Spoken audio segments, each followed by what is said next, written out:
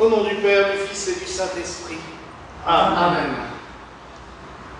Logiquement, aujourd'hui, je ne devrais pas prêcher, je devrais laisser le jeune homme là-bas parler, parce que c'est son saint. Non, ça va durer un peu plus longtemps que moi, oui. On est d'accord. Non, il ne prêche pas sur Saint Paulin au moment venu. Nous célébrons donc Saint Paulin de Nol, qui, contrairement à ce que son nom l'indique, n'est pas du tout italien. C'est un Bordelais. Mais à l'époque, comme on était dans l'Empire romain, tout ça, c'était, j'allais dire, kiff-kiff.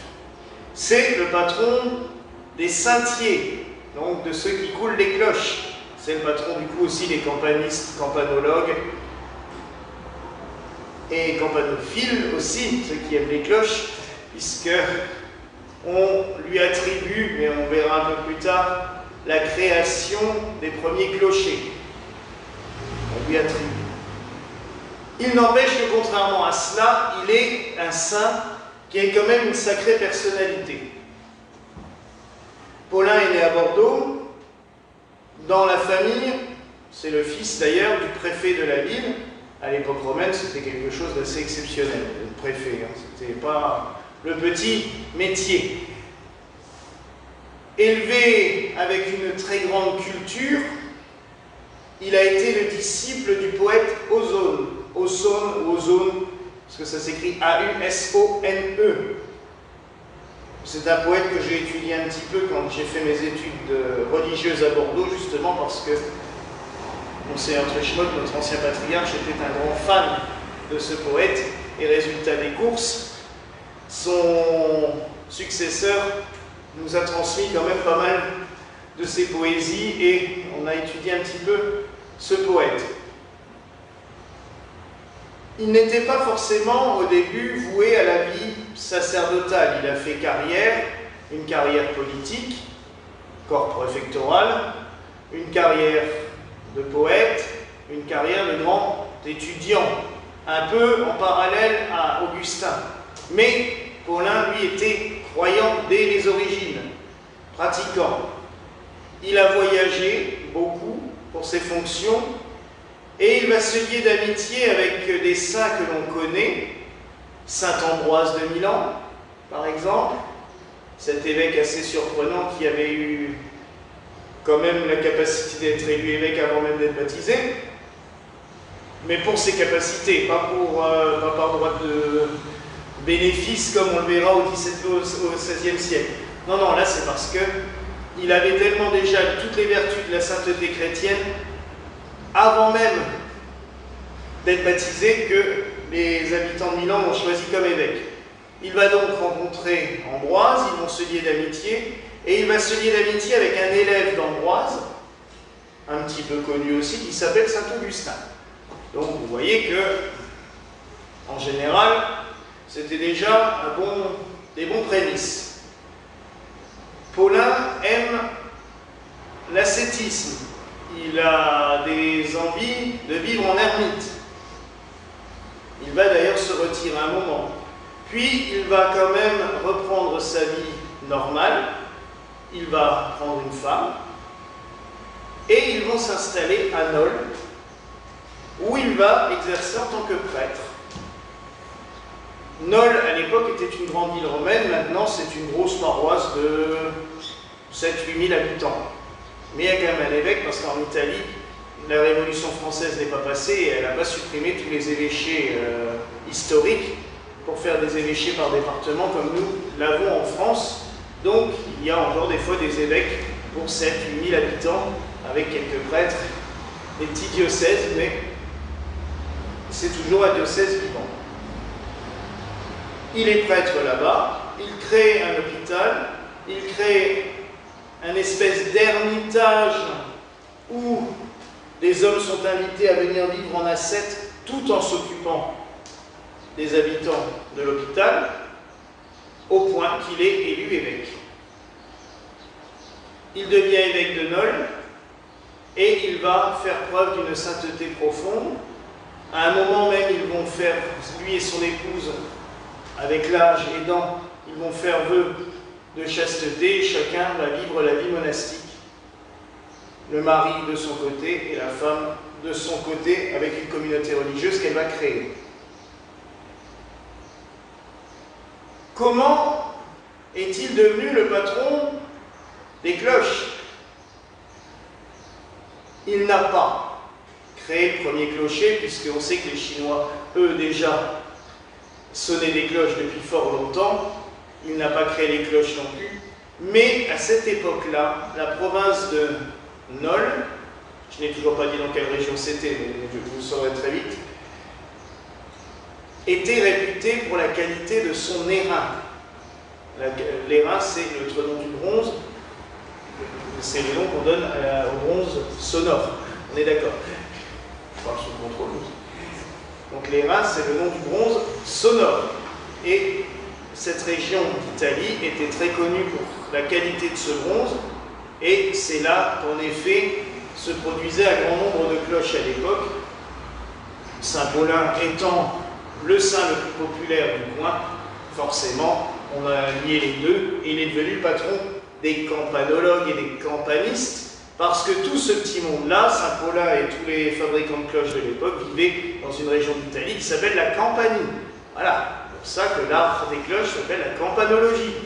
Ça n'a rien à voir du tout avec les cloches, juste à voir avec une région d'Italie, qui se situe pas trop loin de Naples, hein, d'ailleurs. Donc voilà comment il en est venu.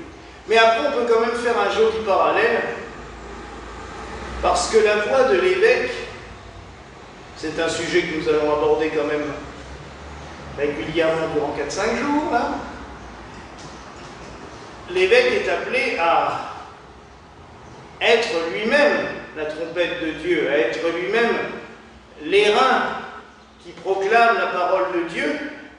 Donc on peut faire le parallèle avec les cloches. Les cloches, on oublie souvent, quand on a fait la consécration des cloches, on s'en est bien rendu compte, de l'importance et de la portée du rituel. Parce que le rituel de bénédiction des cloches, quand il est bien fait selon le rite traditionnel, intime, ordonne aux cloches de faire certaines choses. On ne dit pas à Dieu daigne bénir pour que ces cloches sonnent bien. Non, non, les cloches sont considérées comme des êtres vivants. Et pendant plus d'1 an et demi, on s'est aperçu qu'elles étaient un peu vivantes parce qu'elles faisaient ce qu'elles voulaient. Elles sonnaient comme elles voulaient des fois, hein, c'était assez perturbant. On a quand même été obligé de leur mettre des sacrés moteurs pour être sûr qu'elles fassent ce qu'on veut quand on le veut. Et toi qui travailles dans les clochers, tu te rends bien compte qu'elles vivent et qu'elles bougent et qu'elles... Parce que par exemple, les températures, si vous faites attention durant l'hiver, nous on l'a remarqué vraiment cette année, une cloche sonne beaucoup moins fort en hiver qu'en été. Le bronze étant chaud, il sonne beaucoup plus et résonne beaucoup plus, ce qui fait que quand on est sous le clocher en plein soleil, c'est assez impressionnant. Donc c'est vraiment une matière qui continue à vivre, alors qu'on pourrait croire qu'en étant fondu, le métal devenait totalement inerte. Au contraire, on lui donne vie, et par la résonance, c'est quelque chose qui est vraiment vivant et impressionnant. Et la voix de l'évêque, comme Paulin de Nol, doit résonner en permanence, envers et contre tout, pour annoncer la parole de Dieu, pour annoncer le message, quitte même à des fois faire du mal aux oreilles parce que certains n'ont pas envie d'entendre le message et qu'il faut quand même le répéter en insistant, des fois crier trop fort, des fois chanter trop fort. C'est une accusation qu'on me fait en ce moment, que a priori je chante trop fort, les mecs chantent trop fort. Il faut raisonner, voilà, il faut raisonner de la parole de Dieu, et Saint Paulin l'a fait. Donc on peut vraiment faire ce parallèle avec les cloches. Mais quand je disais que la cloche était considérée comme un être vivant, le rite traditionnel de la bénédiction des cloches, la consécration des cloches, c'est un baptême. On la lave entièrement à l'eau bénite, on lui fait des onctions avec l'huile des catéchumènes et l'huile de Saint-Crème, donc elles sont sacrées, et après, c'est toute une série d'ordres qu'on leur balance. Hein. Sonner pour annoncer les offices, appeler les fidèles à la messe, guérissez les malades, entendre les cloches sonner devrait guérir. Et c'est là que c'est assez drôle. Je vous ramène pour cela, les cloches qui doivent guérir les malades. Je vous rappelle à ce qui est à la mode depuis environ 40 ans maintenant avec ce qu'on a ramené d'Orient, les bols tibétains chantants, où on pose le bol et avec la vibration du bol qu'on teinte, la vibration soigne le malade qui est en dessous. Et bien c'est exactement pareil, la même chose qu'on demande aux cloches, c'est que par la vibration des cloches, les cloches guérissent les malades. Elles doivent exorciser les démons. On leur demande clairement. Et ça marche. On l'a testé aussi. La vibration des cloches fait fuir ce qui est négatif. Ils n'aiment pas ça. Donc, c'est vraiment quelque chose de vivant, une cloche. Et c'est pour ça que c'est bien qu'elles aient un saint patron aussi. Parce que, saint patron de tous ceux qui aiment ça, ok, mais saint patron aussi des cloches, parce que, étant, bon, d'ailleurs on les baptise et on leur donne un nom. Et c'est vrai que nous, quand on parle des cloches, on ne dit pas la cloche 1, 2, 3, on dit tiens, on va sonner Joseph, tiens, on sonne Marie, on sonne Petit Roi d'amour, parce que c'est vraiment, on vit avec elle. Et elle rythme notre vie. Souvent le midi, ça me réveille, il a l'air de dire, oh, ah, mince déjà. Et c'est, non mais c'est vrai, quand on est en train de bosser, on se dit, ah, tiens, ouais, il est là. Elle rythme toute la vie et tout ça. Donc c'est bien qu'elles aient un saint patron, c'est bien aussi de se souvenir en ce jour un petit peu de leur fonction, mais c'est aussi bien de se souvenir que saint Paulin a été un airain retentissant. On le dit d'ailleurs, il y a des... C'est saint Paul qui dit que je sois comme un airain qui retentit, hein, c'est bien ça, hein, je me trompe. Bah oui, dans la lettre... Dans le... en fait, je l'ai bon. L'amour rend service, et je pourrais être un airain qui résonne si je n'avais pas la charité, je ne suis rien. Ben, c'est exactement ça. Donc oui, mes frères et sœurs, prions saint Paulin de Nol pour qu'il donne à notre futur évêque la qualité de la cloche retentissante, qu'il puisse proclamer la parole de Dieu contre vent et marée, à temps et à contre-temps. Prions aussi pour qu'il y ait de nombreux évêques qui soient comme saint Paulin, érudits, parce que c'est une grande force de saint Paulin, c'est d'avoir été un grand intellectuel de son époque. Qu'ils soient des érudits, qu'ils soient des saints, qu'ils soient des bons pasteurs, des bons ministres.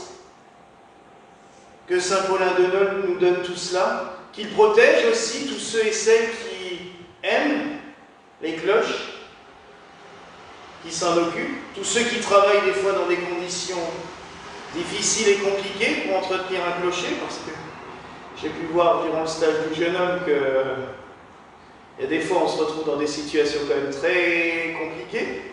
Donc que saint Paulin soit leur protecteur et qu'il soit aussi un modèle pour tous ceux et celles qui ont envie de se lancer dans ce genre de vocation, parce que c'est pas évident, mais on en a besoin. On a besoin que les cloches de nos églises retentissent toujours et partout pour annoncer la parole de Dieu et accomplir des miracles. Voilà la grâce que je vous souhaite en ce soir, au nom du Père, du Fils et du Saint-Esprit. Amen. Oui, là, la traduction est mauvaise. Pour celle-là, c'est marqué « Je suis qu'un cuivre qui résonne ».